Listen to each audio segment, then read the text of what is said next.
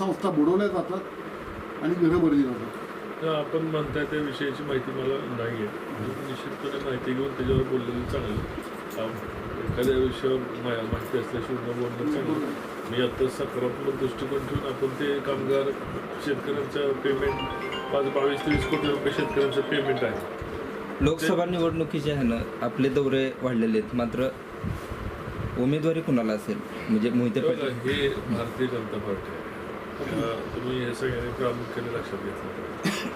तुम्ही जर छत्तीसगड, मध्य प्रदेश, राजस्थानचं उदाहरण जर घेतलं तर साध्या बूथवर काम करणारा कार्यकर्ता राज्याचा मुख्यमंत्री केलेला आहे. मग कधी कुठला अनुभव काय किंवा त्यांच्या असं नाही की ज्यांच्यामुळे पार्टी राज्यात निवडून आली.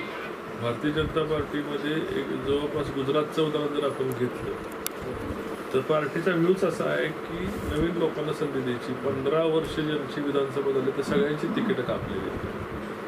सगळ्यांची ticket Bharatiya Janata party, even मुख्यमंत्र्यापासून सर्व मंत्रिमंडळ आदरणीय मोदीजींच्या ह्याच्यामध्ये काम करण्याच्या पद्धतीमध्ये नवीन लोकांना संधी द्यायची.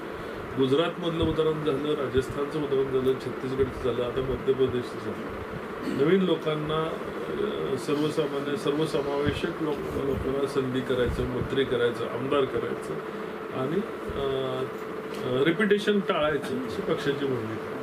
तेव्हा भाजपला कुठेही प्रेडिक्ट करता येत नाही. कार्यकर्ता म्हणून जेव्हा आपण काम करत असतो तेव्हा पक्ष देईल तो उमेदवार, पक्ष ठरवेल ते धोरण आणि तेच तोरण आपलं असं ही भूमिका मांडून करा. मग कोणालाही पक्षाने उमेदवारी दिली तर इथं बसणारा एकही माणूस त्याच्यावर का दिली कशासाठी दिली असं म्हणणार नाही. दुसऱ्या दिवशीपासून पक्षाचं काम जोमाने ताकदीने होणार.